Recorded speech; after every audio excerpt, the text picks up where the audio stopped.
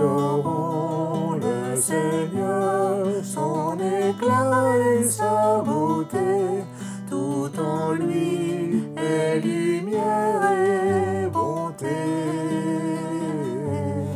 Adorons le Seigneur, son éclat et sa beauté, tout en lui est lumière et bonté.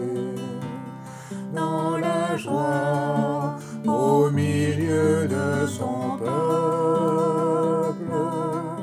ma bouche proclame ta louange.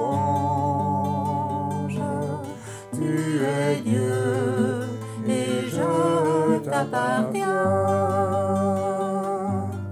Adorons le Seigneur, son éclat et sa beauté, tout en lui est lumière et bonté. Adorons le Seigneur, son éclat et sa beauté, tout en lui est lumière et bonté. Écoutez cette question, c'est le titre de mon message. Croyez-vous, vraiment, croyez-vous vivre un jour dans la présence de Dieu? Amen.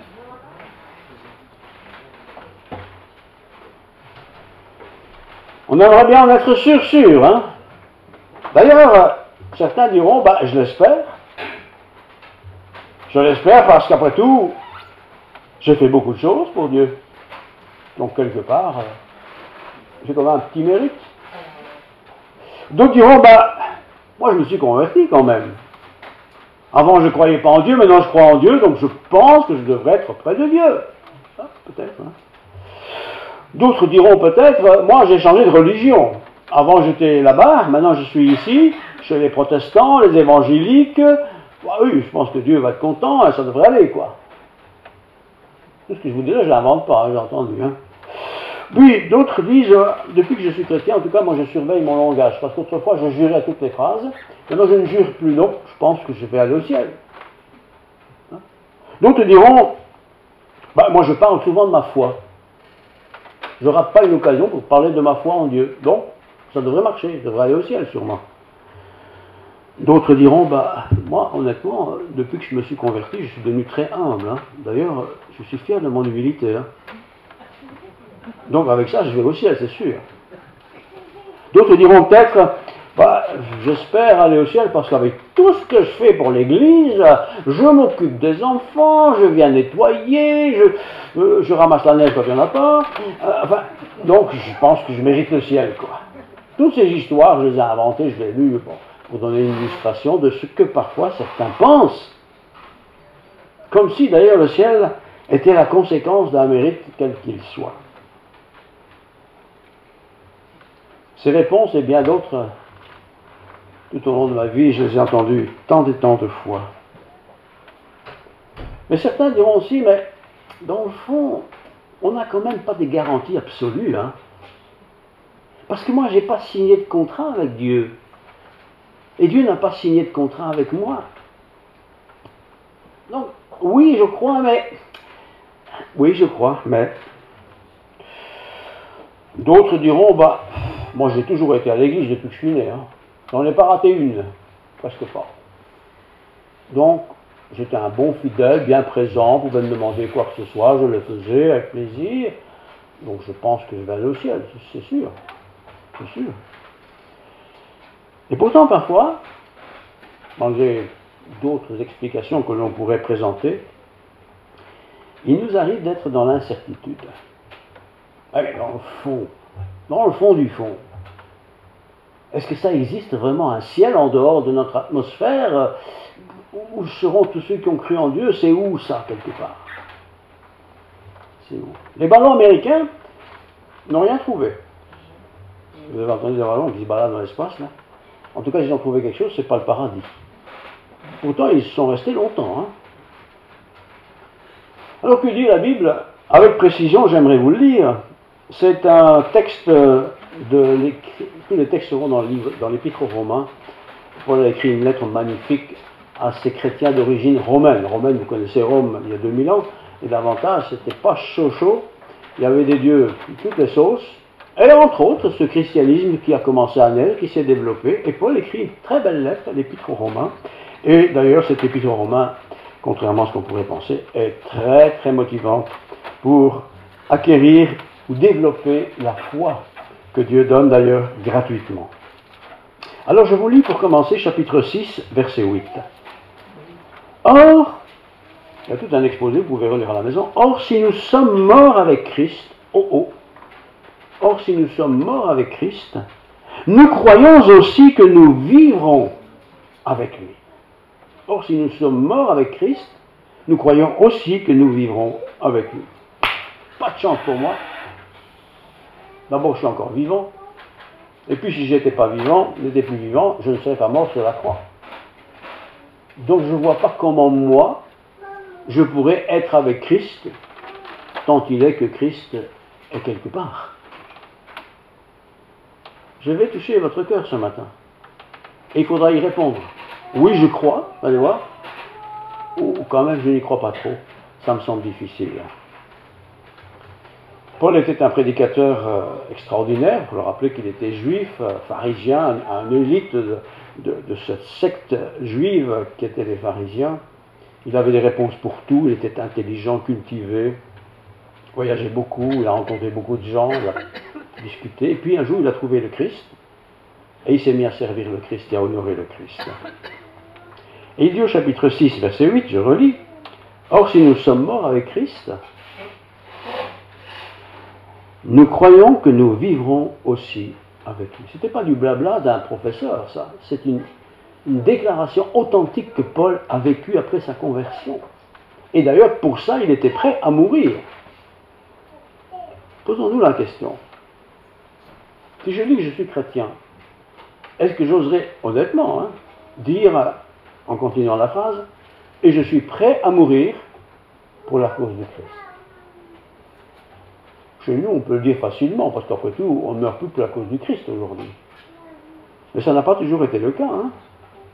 D'ailleurs, il y a 500 ans passés, on fêtera cet anniversaire au mois de juillet, sur la grande place de Bruxelles, on a brûlé vif des gens qui ont osé déclarer leur foi dans le Christ Jésus sans passer par l'église instituée à l'époque, qui était l'église catholique. Il y a 500 ans.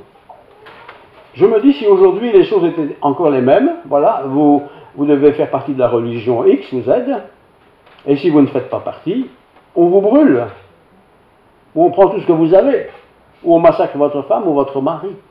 Qu'est-ce que moi je ferais? Comment j'agirais? Est-ce que je dirais, j'ai confiance en Dieu, il viendra me secourir? Ces deux personnages, c'était des personnages très importants. La RTBF a préparé des programmes pour toute la saison, la radio-télévision protestante également. Ces gens n'avaient rien fait. Ils étaient simplement des hommes qui avaient découvert Jésus-Christ et qui voulaient vivre selon la parole de Jésus-Christ.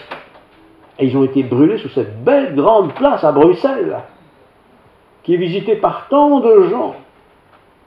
Par tant de gens. Si nous sommes morts avec Christ, nous croyons aussi que nous vivrons avec lui. Est-ce une réalité? Romains 6, 1 à 18, je le lis intégralement parce qu'on ne peut pas passer à côté. Que dirons-nous donc? Donc, il dit quelque part, quelles sont nos réflexions? Que dirons-nous donc? Demeurerions-nous dans le péché afin que la grâce abonde? Puisque Paul parlait souvent de la grâce, c'est gratuit la grâce, c'est un cadeau. Mais est-ce qu'on va faire plus de péché pour profiter davantage de grâce? C'est ça qu'il dit. Loin de là. Nous qui sommes morts au péché, on est mort au péché, ça veut dire qu'on ne flirte plus avec le péché, on n'en veut plus de ce péché. Nous qui sommes morts au péché, comment vivrions-nous encore dans le péché? On ne peut pas être en même temps déclarant être pour Christ, chrétien, et encore vivre dans le péché. Ce n'est pas commettre un péché de temps en temps, c'est vivre dans le péché, c'est-à-dire tout ce qui est contraire à la parole de Dieu. Ignorez-vous que nous tous qui avons été baptisés en Jésus-Christ, je parlais tout à l'heure du baptême par immersion, c'est pas une blague ça. Les chrétiens d'alors, pour manifester qu'ils étaient chrétiens, se faisaient baptiser. C'était public. Et les gens repéraient ceux qui se faisaient baptiser. Ça se savait, ça se racontait, ça se partageait, ça se communiquait. Baptisé, baptisé, baptisé, chrétien, chrétien, chrétien. Faut disparaître. Vous gênez notre histoire. Nous avons donc été, puisque vous avez été baptisés, nous avons donc été ensevelis avec lui dans le baptême. Le baptême, c'est pas banal. C'est une décision. C'est pour ça qu'il faut avoir une certaine connaissance de ce que l'on fait. C'est pas le petit bébé sur lequel on met quelques gouttes. On a décidé de suivre Christ et pour cela on est prêt à mourir. Nous avons donc été ensevelis avec lui par le baptême en sa mort, afin que Christ, comme Christ est ressuscité des morts par la gloire du Père, de même, nous aussi, nous marchions en nouveauté de vie. Et les Romains ont bien compris le message de Paul, parce qu'à Rome, c'est le foutoir complet, hein, c'est la débauche, c'est l'argent, c'est tout ce qui n'est pas bien. Et tu te convertis, tu quittes tout ça, tu abandonnes tout ça. Comme nous, aujourd'hui, nous quittons un tas de choses qui n'ont rien à faire avec le Christ.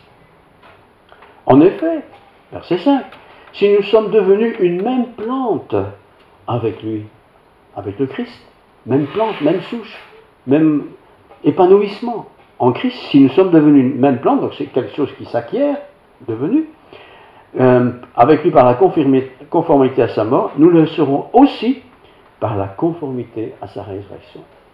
Confirmer qu'il est mort, c'était facile, mais confirmer qu'il était ressuscité, c'était pas si facile que ça. Même les témoins oculaires n'y ont pas cru, ils ont cru que c'est un truc. Non, il est ressuscité. Pourquoi? La suite. Sachant que notre vieil homme, ici homme c'est au sens humain, notre vieille nature, avant d'être converti, sachant que notre vieil homme a été crucifié avec lui, avec le Christ. Afin que le corps du péché, c'est le corps que nous avons, que nous héritons, que nous avons à la naissance, c'est le corps du péché. On n'a pas encore commis de péché quand on est bien sûr, mais nous avons hérité le corps du péché. Nous ne sommes pas une autre nature, espèce humaine. Afin que, donc, que le corps du péché soit réduit à l'impuissance. Première chose qu'il faut retenir. Est-ce que le péché, depuis ma conversion, a été réduit à l'impuissance? Si je ne suis pas converti, le péché est suffisamment fort pour m'éloigner de Dieu. Et quand je me convertis, je laisse Dieu entrer dans ma vie. Je suis un avec le Christ. Et ça me rend fort pour ne plus succomber, pour ne plus donner pouvoir au péché, afin que nous soyons plus esclaves du péché. Car celui qui est mort est libre du péché. Quand on dit je suis mort en Christ, c'est Paul qui le dit, ça veut dire que je suis libéré du pouvoir du péché. Je ne peux pas dire autrement dit, oui mais c'est plus fort que moi, j'y peux rien, je ne peux pas résister. C'est pas vrai ça. Si je suis en Christ, Christ est en moi, Dieu est en moi par son Esprit Saint, et il me donne la force, le pouvoir, la capacité de résister au péché. Or, si nous sommes morts avec Christ, nous croyons aussi que nous vivrons avec lui. Je répète.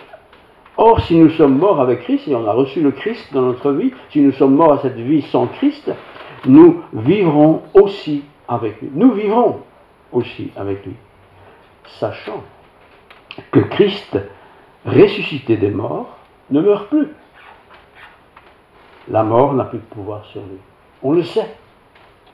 Et parce qu'on est des hommes, des femmes qui ont accepté le Christ, le péché ne doit plus avoir de pouvoir sur moi. Ça ne veut pas dire que moi je ne pêche plus, mais le péché n'a plus de pouvoir sur ma vie. Autrement dit, il ne me contrôle pas. Car il est mort, et c'est pour le péché, donc Jésus, qu'il est mort, une fois pour toutes, il est revenu à la vie, et c'est pour Dieu qu'il vit. Ça, c'est le modèle que nous devons tous suivre. Suivre des gens, fussent-ils les meilleurs du monde, on sera déçus.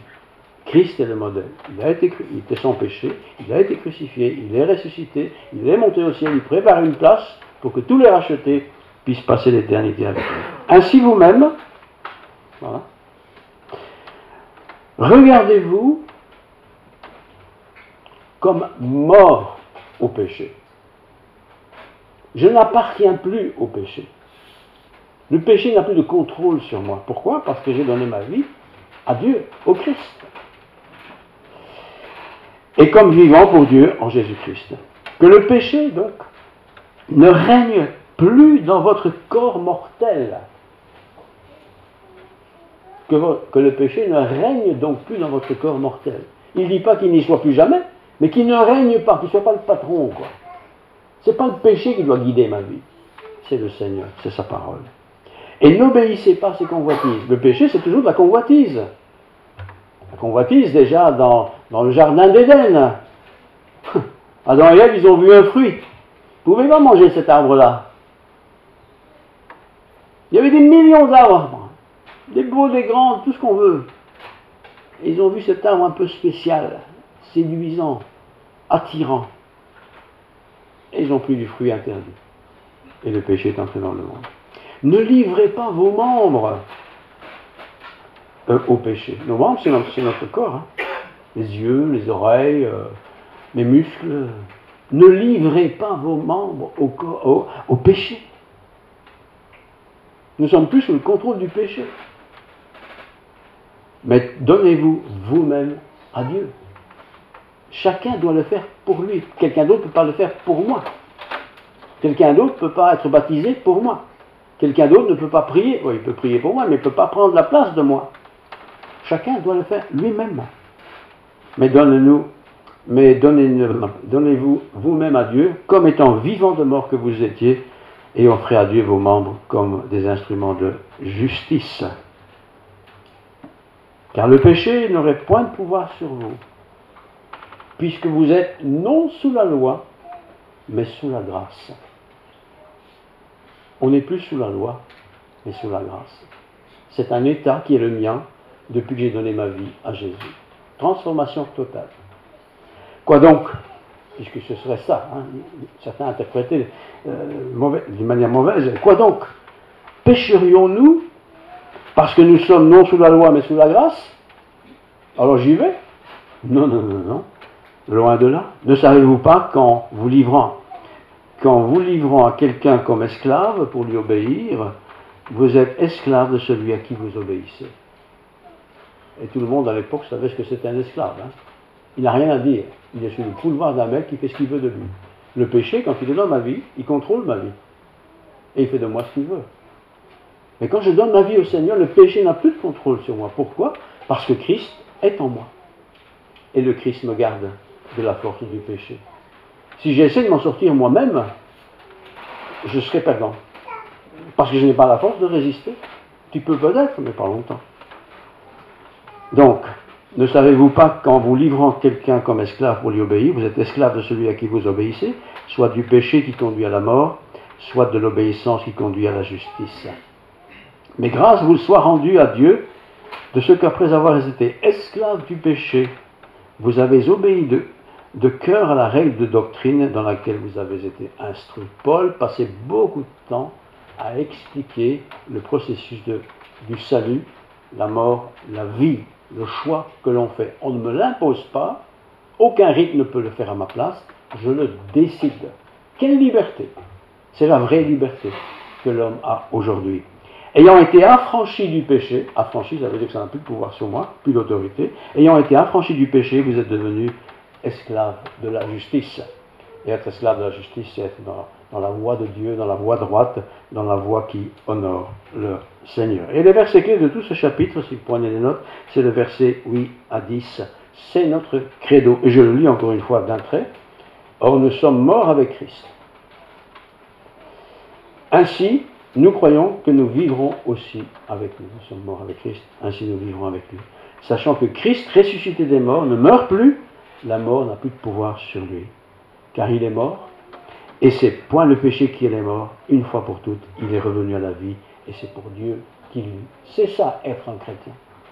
Ce n'est pas adhérer à une organisation, quelle qu'elle soit, ce n'est pas être un bon fidèle modèle pour les autres, c'est abandonner cette vie que l'on a héritée de nos pères, c'est un héritage que nous avons, mais que librement, je ne veux plus, et je le remplace par le Seigneur dans ma vie. C'est simple, et pour beaucoup c'est trop facile. Mais ce n'est pas trop facile, puisque Dieu a tout fait au travers de la personne de Jésus. Je n'ai plus à refaire des efforts, je n'ai plus à accomplir des œuvres, tout ça pour que quelque part Dieu puisse être content de moi. C'est notre credo. Verset 11. Ainsi donc vous-même, donc en ayant accepté cette thèse, ainsi donc vous-même, regardez-vous, pas regarder les autres, hein, regardez-vous vous-même comme mort au péché. Je suis mort au péché. Le péché va me tenter. Le diable va se servir du péché pour me détourner de Dieu, pour me décourager, pour me casser. Mais regardez-vous comme mort au péché. Le péché n'a plus de pouvoir sur moi. Il n'a plus le droit de commander ma vie. Il n'a plus le droit d'incruster sa vie dans mon âme, dans ma présence, dans mon corps, dans mon esprit. Je le décide, je le désire, mais en même temps, je l'ai obtenu parce que Christ fait l'œuvre. Ce n'est donc pas quelque chose qui est le fruit de ma force, parce que nous savons tous très bien que notre propre force ne peut pas résister à la tentation du péché. Je ne donne plus l'autorité au péché d'être dans ma vie. Péché sort de ma vie. C'est pas, ouais, tu montes de temps en temps, bon, tu montes-moi un petit peu, non. Sors de ma vie. Et nous avons tous nos faiblesses, hein. On les connaît tous. On n'est pas tous les mêmes. Mais c'est justement là, dans nos faiblesses, que l'ennemi de Dieu, Satan, nous attrape, nous coince, nous fait du mal, nous fait chuter, nous décourage. Et je connais, et nous connaissons nos faiblesses. Je répète, nous ne sommes pas tous les mêmes à ce niveau-là. Mais ce n'est pas ces faiblesses qui vont justifier leur présence dans ma vie. Je n'en veux plus. Et je n'en veux plus parce que Dieu prend de la place dans ma vie. Et il n'y a pas de la place pour deux. Ou Christ est tout dans ma vie, ou la religion de la place, et le diable. Vous voyez? Je dis bien la religion. Je n'autorise plus le péché à prendre le contrôle de ma vie. Je sais pas, aller voir les psychiatres, les psychologues et tout ça, eux ne vont pas m'aider là-dedans. On me donne des petites solutions humaines comme ça. On peut me mettre en prison pendant 20 ans, c'est pas pour ça que je vais changer de cœur. Hein. C'est Dieu qui change de cœur. J'accepte Dieu. Je reçois Dieu. Je ne livre plus, au verset 13, mes membres pour les péchés. Je relis, hein.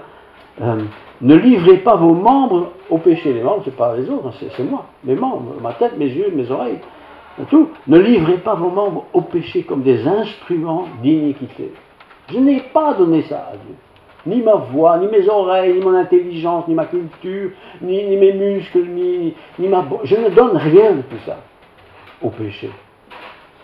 Mais Dieu a toute la place par Jésus-Christ.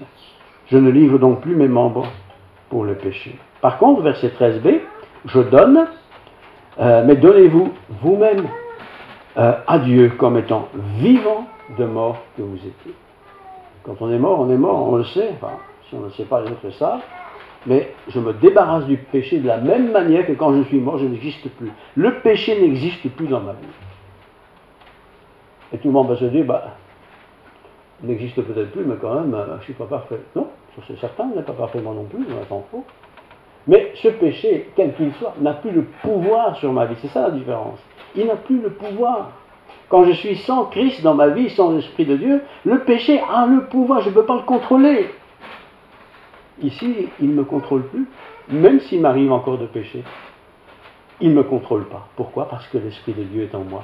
Et l'Esprit de Dieu qui est en moi me dit, là, tu as mal fait, tu as péché, c'est pas bien. Il faut stopper ça. Demande pardon à Dieu, tu as offensé Dieu, qui habite en toi. Et il ne veut pas que tu fasses cela. J'offre donc, verset 13b, ma vie à Dieu. J'offre, comment étant vivant de mort que vous étiez, offrez à Dieu vos membres. Pas les autres paroissiens, hein, mais les membres chez moi qui ont une tendance à pécher. Vous voyez? C'est peut-être mes yeux. On aime bien voir certaines choses qu'on ne doit pas voir. C'est peut-être mes oreilles. J'aime entendre des choses. Non, ça ne doit pas être comme ça. C'est peut-être mes sens, d'autres sens chez nous, qui veulent un peu contrôler ma vie. Tout cela, ils n'ont plus le droit de diriger ma vie. Et je n'ai pas à leur donner la place, l'espace. Il faut se débarrasser. Si mes yeux sont une occasion de chute, dit Paul, il y va fort, hein, arrache-les. Si ton oreille pour toi est une occasion de chute, arrache-la. Ta langue est une occasion de chute, arrache-la aussi. Sans doute c'est une image qui dit, mais il faut se débarrasser. C'est pas simplement dire, oh Seigneur, je peux pas assez fort, je ne résiste pas bien, tu sais, je me connais. Non, non, non. Il faut se débarrasser de ceux qui contrôlent ma vie. Pourquoi? Parce que j'ai été racheté à un grand prix. Et le grand prix, c'est la vie de Dieu lui-même à travers Jésus-Christ. Il a payé pour moi. Il a payé pour mes mauvaises habitudes, pour mes péchés, quels qu'ils soient d'ailleurs. Et pas seulement les miens. Quel sacrifice a fait Christ? Parce que lui, il a porté le poids de tous mes péchés. Et je suis qu'un petit homme. Multipliez ça par le nombre de gens sur cette terre, et le nombre d'années, vous imaginez ce que Christ a enduré par amour pour nous. Alors je peux bien faire un petit effort. Hein. D'abord reconnaître que j'ai des faiblesses, que dans certains domaines je suis très fragile, très fragile même. Hein. Et ça ne peut pas être comme ça. Dieu est avec moi. Et si Dieu est avec moi, qui sera contre moi? Alors il faut que je trouve la solution pour me débarrasser du péché. Le verset 13, je le relis. Ne livrez pas vos membres au péché. Ne livrez pas, c'est-à-dire que moi j'autorise certains membres de mon corps à profiter du péché. Je vais donner un exemple tout simple. Je suis un homme, je suis marié, j'ai une charmante femme, je l'ai épousée, mais j'ai une tendance, c'est une hypothèse, hein, c'est même pas une hypothèse, c'est une illustration, j'ai une tendance à aller voir la femme du voisin, parce qu'elle est mignonne aussi. Je n'ai pas encore péché là, mais je vais probablement pécher, parce que mes idées vont commencer à se transformer pour être séduit, voilà, vous connaissez l'histoire. Je ne veux plus être soumis au péché, donc je me débarrasse, je résiste. Je demande le secours de Dieu bien sûr, mais je résiste. Je vais aussi faire attention de ne pas me mettre moi-même dans une situation de tentation. Hein, si vous avez un camp nudiste et vous voyez 50 belles femmes, je parle en tant qu'homme, bon, oui, c'est pas Louis de Funès, moi. Hein. Vous voyez, ne vous mettez pas dans des situations de tentation. On pourrait parler de l'argent, on pourrait parler de n'importe quoi. Satan connaît nos faiblesses. Et on n'est pas tous faibles dans la même chose. Hein. Mais nous avons des faiblesses pour lesquelles Christ est aussi mort. Et je ne veux pas que ces faiblesses dirigent ma vie, trompent ma vie, fassent de la peine au Seigneur. Verset 14. Car le péché n'aura point de pouvoir sur vous. Et nous disons facilement, mais c'est plus fort que moi. Mais non, c'est pas plus fort que toi. Puisque maintenant tu es enfant de Dieu, Christ habite en toi. Il ne peut pas attaquer le Christ, quel que soit le péché. Donc, le péché n'aura point de pouvoir sur toi, puisque vous êtes non sous la loi, mais sous la grâce. On n'est plus sous le règlement. Tu ne peux pas, tu dois. Nous sommes sous la grâce. Et la grâce, c'est quoi? C'est ce que Christ a fait, en lieu et place de ce que moi j'aurais dû subir. Et quand je saisis cette réalité, je ne me mets plus en disant « Ah, j'ai bien réussi, j'ai bien résisté, je ne me suis pas laissé avoir ». Non, je me ferai avoir. Mais Christ en moi change cela, transforme cela en victoire, pas pour moi, mais en victoire pour Dieu. C'est important, vous savez, de s'arrêter une fois dans notre existence, peut-être même plus qu'une fois, et de se dire, mais tu as toujours le même péché là chez toi depuis des années, ça t'embête, ça te casse les pieds, etc. Il n'y a pas moyen de s'en débarrasser. Si, il y a moyen. En laissant plus de place pour le sacrifice de Christ. Et il va nous aider. Il va nous secourir, il va intervenir, il est Dieu. Et il m'aime en plus. Merci Dieu. Verset 17. Mais grâce soit rendue à Dieu de ce que, après avoir été esclave du péché, on est tous esclaves de quelque chose, vous savez, mais c'est du péché en général, vous avez obéi de cœur à la règle de doctrine. Ce que Paul est en train d'écrire. Vous étiez sous le péché, parce que vous vous laissiez guider par la loi, mais la loi, on ne sait pas l'obéir, c'est trop difficile. Mais maintenant, vous avez obéi à cette cœur, à cette règle de doctrine dans laquelle vous avez été instruit, c'est-à-dire la grâce. Laissez le Christ entrer à 100% chez vous. Être protestant un petit peu catholique ou bouddhiste ou n'importe quoi, zéro, ça ne sert à rien. C'est raté d'avance. Penser que le dimanche et le lundi je ne ferai plus, c'est raté d'aussi. Il faut se débarrasser et le remplacer par la présence plénière et entière de notre Seigneur Jésus-Christ. Il a fait ça pour moi, il l'a fait pour des millions et des millions de personnes. En fait, il l'a fait pour tous les humains. Et c'est pour ça, quand on se présentera devant lui, au tribunal, on ne pourra pas dire, mais je ne savais pas, je n'étais pas au courant. Dieu parle tantôt d'une manière, tantôt d'une autre. Mais il nous parle. Et nous avons le privilège d'être bien instruits. On n'aura pas d'excuses aucune. Personne n'aura d'excuses. Hein. Mais on n'a pas d'excuses. Nous avons la Bible en toutes sortes de tailles. Pour pouvoir écouter toutes les émissions du monde si on veut. Et puis nous avons l'intelligence, nous pouvons lire nous-mêmes. Je suis affranchi. Verset 10, je relis. Hein. Ayant été affranchi du péché. Le péché ne me contrôle plus. Et si vous pensez qu'il vous contrôle encore, venez me voir, on en parlera un petit peu. Il ne faut pas me raconter ce que vous faites, hein. Mais demandez de l'aide si on peut le faire. Et on peut le faire avec n'importe qui, quelqu'un avec qui tu veux prier pour moi, s'il te plaît. Donc, ayant été affranchi du péché. Quelqu'un qui n'est pas né de nouveau est esclave du péché. Il n'est pas affranchi, il n'est pas libre. Il est enchaîné. Et vous pouvez aller voir tous les psychiatres du monde, ils ne vous libéreront pas. Hein.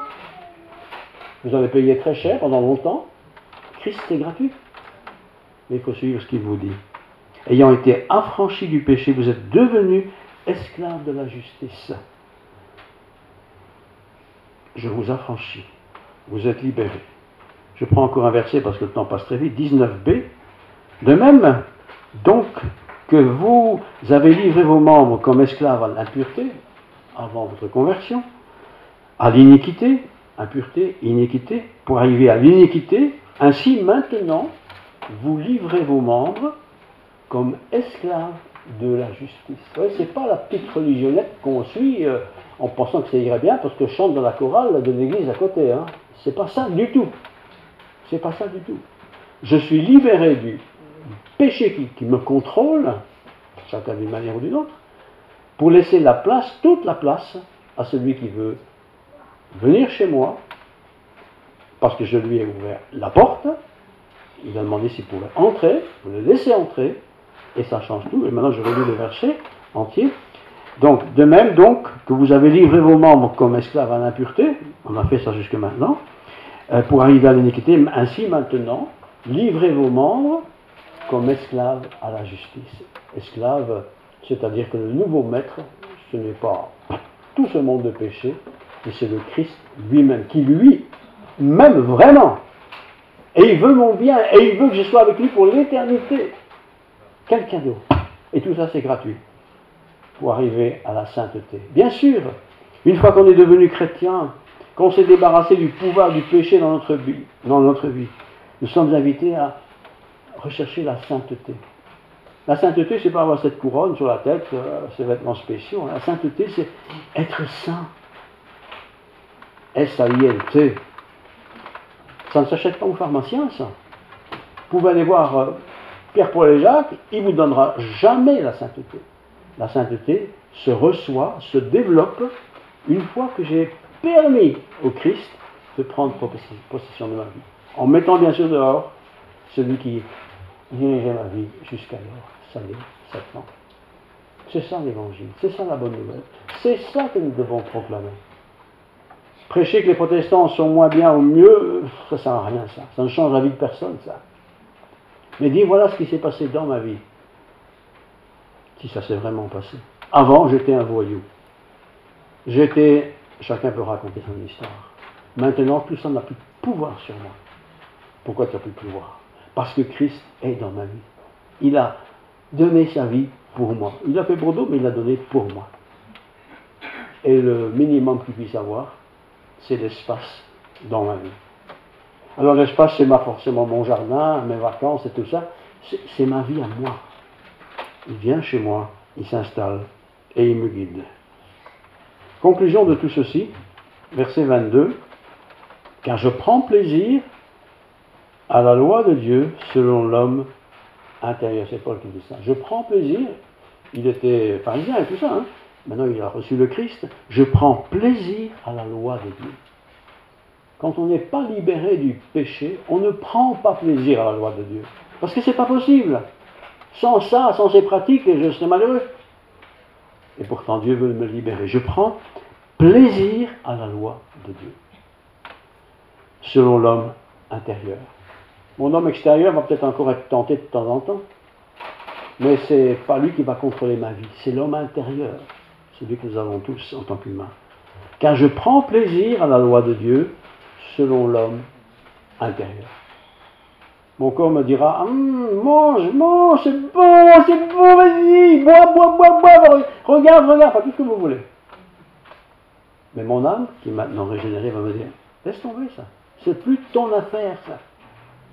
Tu as autre chose, tu as Christ en toi. Je prends plaisir à la loi de Dieu selon l'homme intérieur. Mais je vois dans mes membres, je termine, je vois dans mes membres une autre loi qui lutte contre la loi de mon entendement. Donc quand je me convertis, mon intelligence a bien compris ça, mais cette loi qui est encore en moi, même si je ne la veux plus, elle veut essayer de séduire mon entendement, mon intelligence si vous voulez, qui lutte contre la loi de mon entendement et qui me rend captif de la loi du péché. Je ne pourrai jamais dire un jour, le péché, moi je m'en fous, je ne connais pas. Il est là, sur cette terre. C'est pour ça que Dieu a créé des nouveaux cieux, des nouvelles terres. Ils seront créés un jour pour que nous vivions dans cette nouvelle terre. En attendant, nous sommes sur cette terre et nous sommes appelés à vivre selon Dieu. Si j'essaye de moi-même, c'est raté d'avance. N'essayez pas, c'est perdu. Mais si vous laissez venir le Christ en vous, eh bien, c'est comme vous avez une petite cabane et vous laissez venir le pasteur toute la journée, vous allez voir, ça va changer la vie. Vous en aurez vite marre aussi, mais voilà. Laissez Christ entrer dans votre vie. Alors, verset 23, dernier verset. Mais je vois dans mes membres une autre loi qui lutte contre la loi de mon entendement. La lutte sur cette terre continuera jusqu'à la fin du jour. Et qui me rend captif de la loi du péché qui est dans mes membres. Je serai toujours un pécheur quand même sur cette terre. Mais je ne serai plus tout seul. Dieu est avec moi, il est en moi, il habite en moi. Et il me rappellera toujours, au moment où je vais peut-être pécher, dire stop, c'est pas ton affaire. Ah, j'ai été séduit peut-être, mais c'est pas ton affaire. Arrête, stop. Alors j'ai écrit en conclusion, j'ai écrit ça lundi dernier, croyons-nous vraiment vivre un jour dans la présence du Christ? Tout chrétien va dire, oui, enfin, j'espère. N'espérez plus. Croyez ce que la Bible dit. Débarrassez-vous de ce qui contrôle votre vie, pour que vous soyez pleinement remplis de la présence de Dieu. Et quand vous allez peut-être rencontrer le péché, vous rencontrerez la tentation du péché, Christ qui est en vous, vous aidera à vous en sortir sans succomber. Si vous dites, moi je vais bien réussir parce que j'ai bien compris, c'est raté, déjà après-midi vous allez pécher, c'est clair. Ou demain, ou la semaine prochaine. Mais je ne veux pas pécher, vous non plus. Prions le Seigneur. Seigneur, il est facile de parler de ces choses en fin de compte, mais autrement difficile de les assimiler, de les recevoir, de les vivre. Pourtant, tu nous as promis formellement d'être avec nous jusqu'à la fin du monde. Le nous, c'est tous ceux qui ont laissé Christ entrer dans leur maison en toute liberté, qui ont permis que le Saint-Esprit prenne la place. Que ta parole soit le siège de nos décisions, de nos réflexions, de nos orientations. Oui, il y a des choses mauvaises dans le monde, c'est sûr, mais il y a des bonnes aussi. Et il y a beaucoup de bonnes choses parmi ton peuple. Mais la meilleure, c'est le Christ, qui a été un exemple en toutes choses. Les apôtres ont été changés aussi. Mais ils étaient apôtres humains comme nous. Et parfois, ils ont été grondés de ta part, parce qu'ils faisaient des choses qui n'étaient pas justes. Seigneur, nous voulons aussi être justes. Nous voulons marcher dans tes voies, bien sûr. Nous voulons être le reflet de ce que tu es pour les hommes, mais nous savons que nous sommes parfois faibles. Viens à notre secours. Que ta grâce, Seigneur, nous accompagne tout au long des jours de cette semaine, que nous puissions avoir des réponses à nos questions, que nous puissions surtout être débarrassés de ce qui t'offensent, ce qui te déshonorent. Que nous puissions au contraire être le reflet de ta personne par la grâce que tu fais à tes enfants. Que la grâce de Dieu, la paix du Christ, la paix du Saint-Esprit soit avec nous tous. Bonne semaine à chacun par la grâce de Dieu. Amen. Amen.